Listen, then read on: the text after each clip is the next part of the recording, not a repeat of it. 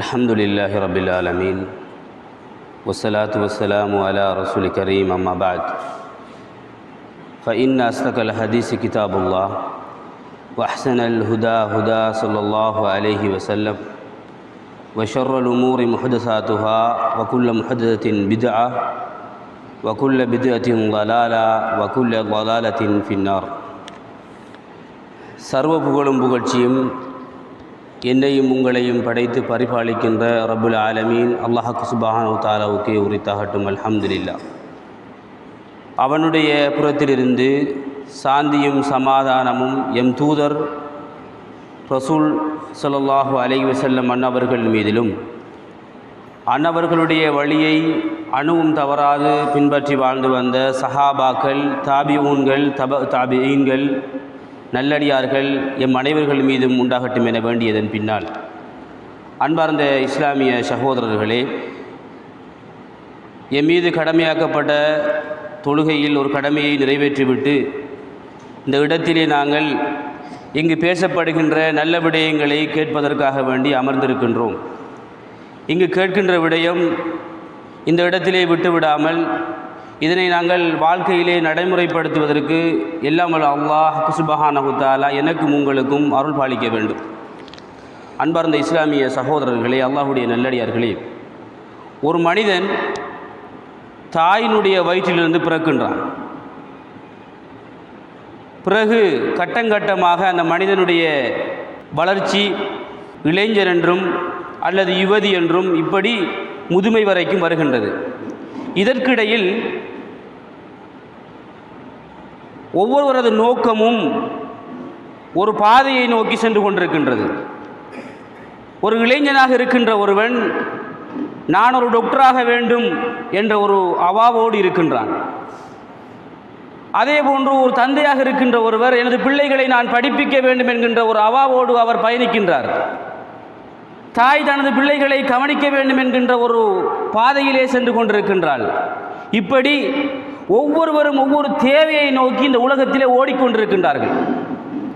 இதற்கிடையில் அல்லாஹ் சுப்ஹானஹு வ தஆலா கூறுகின்றான், நீங்கள் எத்தகையான இரும்பு கோட்டைகளில் இருந்தாலும் உங்களை அந்த மரணம் பிடித்தே தீரும் என்கின்ற அவனுடைய ஒரு உங்களுடைய வாழ்விலே, உங்களுடைய கட்டங்களிலே, உங்களுடைய ஓட்டங்களிலே, உங்களுடைய போக்குகளிலே முற்றுப்புள்ளியை வைப்பதற்காக வேண்டி சொல்கின்றான்.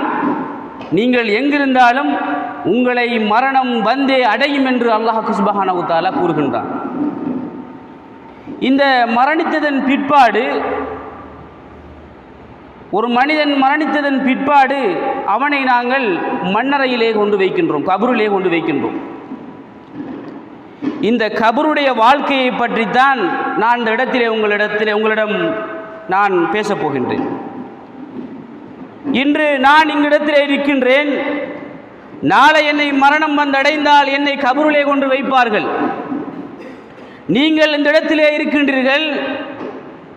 உங்களை மரணம் வந்தடைந்தால் உங்களை மண்ணறையிலே கொண்டு வைப்பார்கள். அதுதான் நியதி. யாரையும் வீட்டிலே வைத்து அழகு பார்ப்பதில்லை. இந்த வீடை அவர் கட்டியிருக்கின்றார், இந்த வீட்டிலே அவர் இருக்கட்டும் என்று யாரும் அவரை வீட்டிலே வைத்து அவ்வாறே வைத்து பூசுவதும் இல்லை. அவ்வாறே அவரை வைத்து நாங்கள் ஒரு கண்ணாடி பெட்டியில் வைத்து அடைத்து வைப்பதும் இல்லை. முஸ்லீமாக இருக்கின்ற எங்களுக்கு அவர் கடமையாக மண்ணறையிலே வைக்க வேண்டிய ஒரு அந்த மரணத்தின் பிற்பாடு மண்ணறையிலே வைக்க வேண்டிய அவசியம் ஒன்று எங்களிடத்தில் இருந்து கொண்டிருக்கின்றது. அன்பார்ந்த இஸ்லாமிய சகோதரர்களே, அல்லாஹுடைய நல்லடியார்களே, அல்லாஹ் சுப்ஹானஹு வ தஆலா இந்த மண்ணறை வாழ்க்கையை பற்றி தெளிவான முறையிலே கூறுகின்றான். அன்னாரு யுரூன அலைஹா குதுவன் வ அஷியன் வ யௌம தகூமு ஸாஅ அத்கிலு ஆல ஃபிர்அவுன அஷத்தல் அதாப் என்று அல்லாஹ் சுப்ஹானஹு வ தஆலா அல் குர்ஆனிலே கூறி காட்டுகின்றான். இந்த மறுமை நாள் வருவதற்கு முன்பு இந்த ஃபிரௌனையும் கூட்டத்தாரையும் பார்த்து, குடும்பத்தையும் பார்த்து சொல்லப்படுமாம், அவர்களை அப்படியோ இரவு பகலாக இந்த மறுமை நாள் நிகழ்வதற்கு முன்பு இரவு பகலாக அவர்களிடத்திலே நரகம் காட்டப்படும். அவர்கள் மிகவும் கடுமையான வேதனையிலே அகப்படுவார்கள் என்று அல்லாஹ் சுப்ஹானஹு தஆலா அல் குர்ஆனிலே கூறி காட்டுகின்றான். அவர்களுக்கு காட்சி பொருளாக நரகம் காட்டப்படும். எனவே அவர் மண்ணறையிலே இருக்கின்ற போது அவர்களுக்கு நரகம் காட்டப்படுகின்றது, அதோட அகோரம் காட்டப்படுகின்றது. இங்கு நரகம் காட்டப்படுகின்றது என்றால் அவர்களுக்கு வேதனை அளிக்கப்படுகின்றது என்பதை அல்லாஹ் சுப்ஹானஹு தஆலா தெளிவான முறையிலே கூறி காட்டுகின்றான். அதே போன்று முனாஃபிகீன்களையும் நபிகள் நாயகம் ஸல்லல்லாஹு அலைஹி வஸல்லம் அவர்களுடைய காலத்திலே வாழ்ந்த முனாஃபிகீன்களையும் மதீனாவாசிகளையும் நபிகள் நாயகம் ஸல்லல்லாஹு அலைஹி வஸல்லம் அவர்களுக்கு நயவஞ்சகத்தன்மையிலே நடந்து கொண்ட மதீனாவாசிகளையும் பார்த்து அல்லாஹ் தஆலா கூறுகின்றான், அவர்களுக்கு கொடுக்கப்படுகின்ற வேதனையையும் அவர்கள் உங்கள் மீது வைத்திருக்கின்ற அந்த நிஃபாக்தனத்தையும் நீங்கள் அறிய மாட்டீர்கள், நாங்கள் அறிவோம். அவர்களுக்கு நாங்கள் மிக கிட்டத்தில் நாங்கள் என்ன செய்வோம், அவர்களை வேதனை செய்வோம் என்று அல்லாஹ் சுப்ஹானஹு தஆலா இந்த கபருடைய வேதனையை பற்றி கூறுகின்றான். சனுஅذிபுஹும் மர்ரத்தைனி சும்ம யுரத்தூன இலா அஸாபின் அதீம். இரண்டு வேதனைகள் அவர்களுக்கு இருக்கின்றது. ஒரு வேதனை இந்த உலகத்திலே, தஃப்சீருடைய இமாம்கள் கூறுகின்ற பொழுது அந்த ஒரு வேதனைக்கு அவர்கள் விளக்கம் கொடுக்கின்ற பொழுது பசி, பஞ்சம், இந்த உலகத்தில் இருக்கின்ற கெட்டவர்களுக்கு, நயவஞ்சகர்களுக்கு, மார்க்கத்தின் பேரில் நடித்துக் கொண்டிருப்பவர்களுக்கெல்லாம் ஒன்று இந்த உலகத்திலே அவர்களை நாங்கள் ஒரு பிடிபிடிப்போம், அடுத்ததாக மண்ணறையிலே அவர்களுடைய மண்ணறையிலே நாங்கள் ஒரு பிடிபிடிப்போம் என்று அல்லாஹ் தஆலா கூறுகின்றான். அதற்கு பிற்பாடுதான் அவர்கள் இலா அஸாபின் அதீம், மிகவும் பாரிய ஒரு வேதனையின் பக்கம் நாங்கள் அவர்களை கொண்டு செல்வோம் என்று அல்லாஹ் தஆலா கூறுகின்றான். அன்பார்ந்த இஸ்லாமிய சகோதரர்களே, அல்லாஹ்வுடைய நல்லடியார்களே, நபிகள் நாயகம் ஸல்லல்லாஹு அலைஹி வஸல்லம் அவருடைய காலத்திலே வாழ்ந்த, நபிகள் நாயகம் ஸல்லல்லாஹு அலைஹி வஸல்லம் அவர்களை கண்ணால் கண்ட, நபிகள் நாயகம் ஸல்லல்லாஹு அவர்களுடைய செயல்களை அச்சுட்டாக அப்படியே பின்பற்றிய சஹாபாக்கள் எல்லாம் மண்ணறையையும் மௌத்தையும் நினைத்தால் அழுவார்கள். அதிலும் விசேடமாக உஸ்மான் ரலியல்லாஹு அன்ஹு அவர்கள் மண்ணறையை கண்டால் அவர்களுடைய தாடி நலைகின்ற அளவுக்கு அழுவார்களாம். அன்பார்ந்த இஸ்லாமிய சகோதரர்களே, நாங்கள் எத்தனை மையத்துக்கு போய் வந்திருப்போம், எத்தனை மையத்துக்கு நாங்கள் கபூராடி வரைக்கும் சென்று வந்திருப்போம். அவ்விடத்திலே பண்ணுகின்ற பயான் அவ்விடத்திலே விட்டுவிட்டு மண்ணறையை கண்டாலும் எங்களுடைய காட்சிகள் எல்லாம் மறந்து மரணம் ஒன்று இருக்கின்றது, மண்ணறை வாழ்வு என்ற ஒன்று இருக்கின்றது, இது மறுமை நாள் வரை இருக்கின்றது என்கின்ற அந்த மிகவும் உறுதியான அந்த நம்பிக்கையை மறந்து இந்த போலியான உலகிலே எங்களுடைய இஸ்லாமிய வேலிகளை அகற்றி எங்களுடைய செயற்பாடுகளை மிகவும் தாண்டோண்டித்தனமான முறையிலே நாங்கள் செய்து கொண்டிருக்கின்றோம். எங்களுடைய செயற்பாடுகள் கட்டவிழ்த்து விடப்பட்டிருக்கின்றது. இஸ்லாம் ஒரு வரையறையை எங்களுக்கு தந்திருக்கின்ற பட்சத்திலே நாங்கள் எங்களுக்கு வரையறையற்று எங்களுடைய செயற்பாடுகளை நாங்கள் மிகவும் வேகமான முறையிலே ஏதோ ஒன்றை நோக்கி நாங்கள் பயணித்துக் கொண்டிருக்கின்றோம்.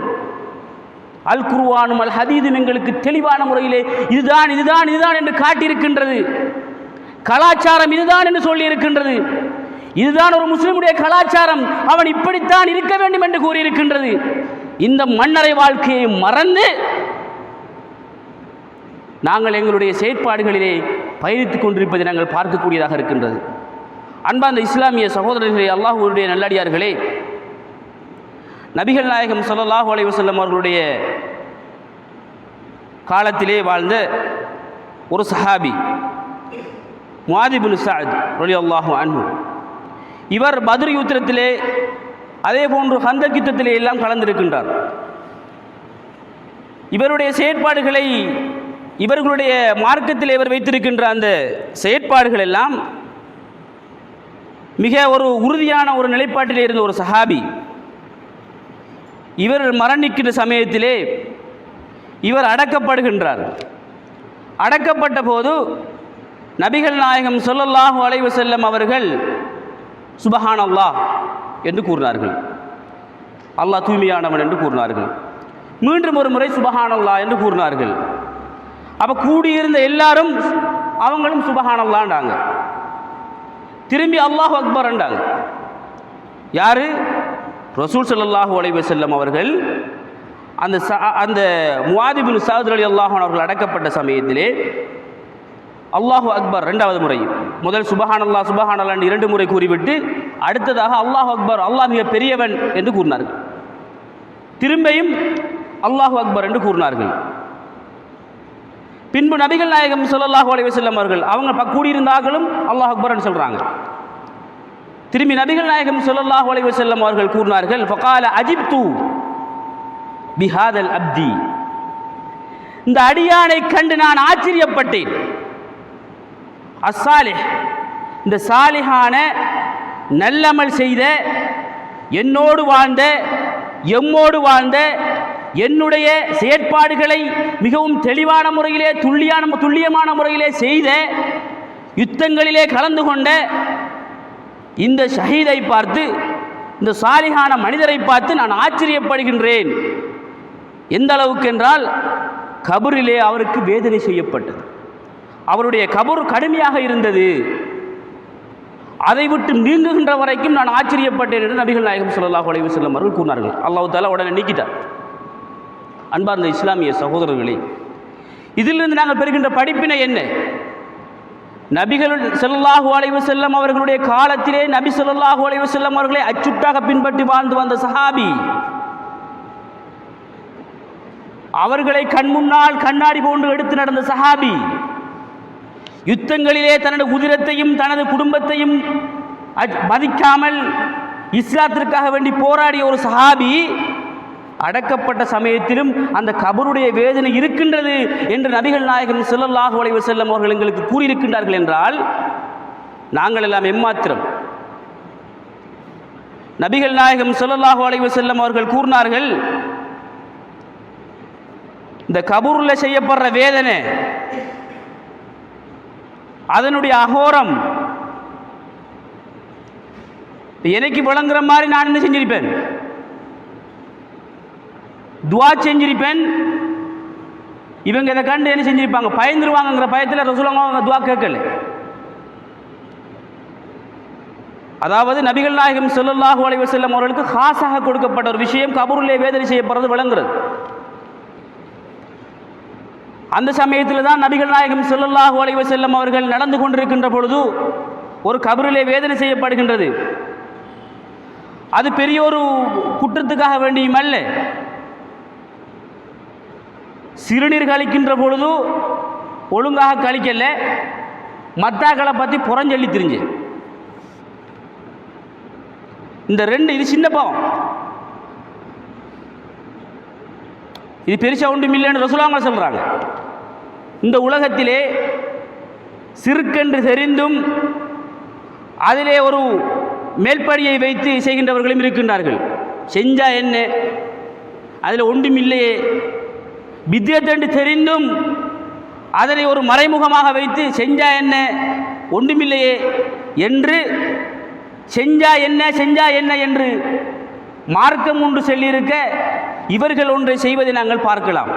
இவர்களுக்குத்தான் அல்லாஹ் சுப்ஹானஹு வ தஆலா கூறுகின்றான், இந்த உலகத்திலே இஸ்லாத்தை மறந்து, இஸ்லாமிய அம்சங்களை மறந்து, இஸ்லாமிய தூரநோக்கை மறந்து, சுவர்க்கத்தை மறந்து, நரகத்தை மறந்து, கபூரை மறந்து, எல்லாவற்றையும் மறந்து இந்த உலக ஆசையிலே மூழ்கியவர்களை பார்த்து அல்லாஹ் தஆலா கூறுகின்றான், அல்ஹாக்கு முத்தகாதுர், உலக ஆசை அவர்களை பராக்காக்கி விட்டது.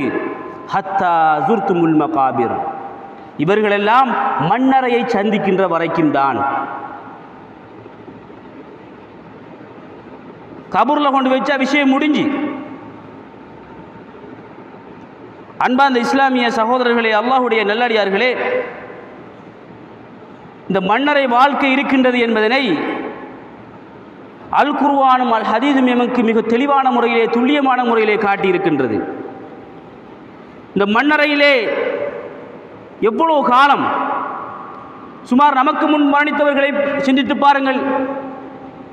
நூஹ் அலைஹிஸ்ஸலாம் அவருடைய காலம் இருந்து, ஆதம் அலைஹிஸ்ஸலாம் அவருடைய காலம் இருந்து இற்றை வரைக்கும் எத்தனை பேர் அடக்கப்பட்டிருப்பார்கள். இவர்களெல்லாம் நமக்கு எண்ணினா கூட நினைப்பிருக்காது. அந்த அளவுக்கு காலங்கள் பின்னோக்கி சென்று விட்டது. அது வரைக்கும், அந்த மறுமையினால் நிகழ்கின்ற வரைக்கும் அந்த மனிதன் மண்ணறையில் இருந்தே ஆக வேண்டும்.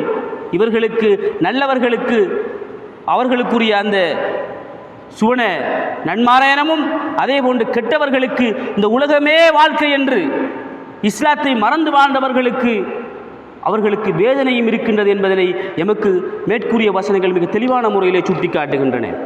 எனவே அன்பார்ந்த இஸ்லாமிய சகோதரர்களே, அல்லாஹுடைய நல்லடியார்களே, மண்ணறை இருக்கின்றது என்பதை எமது அனைவருக்கும் தெரிந்த விடயம். அங்கு நாங்கள் இங்கு சம்பாதிக்கின்ற விடயங்களை, இங்கு சம்பாதிக்கின்றவைகள் தான் எமக்கு அங்கு பெரியவர்களாக வரும் என்பதும் எமக்கு தெரியும். அங்கு கேட்கப்படுகின்ற கேள்விக்கு நாங்கள் உறுதியான முறையிலே பதிலளிக்க வேண்டும் என்றால் எங்களுடைய ஈமானும் எங்களுடைய இஸ்லாமிய அம்சங்களும் எங்களுடைய செயற்பாடுகளும் அதற்கு துணையாக இருக்க வேண்டும். எனவே அன்பார்ந்த இஸ்லாமிய சகோதரர்களே, நாங்கள் மரணிக்கின்ற வரை இதற்கு முன்பு இருந்ததை எல்லாம் விட்டுவிட்டு அல்லாஹ் தௌபாக்களை ஏற்றுக்கொள்ளக்கூடியவன்.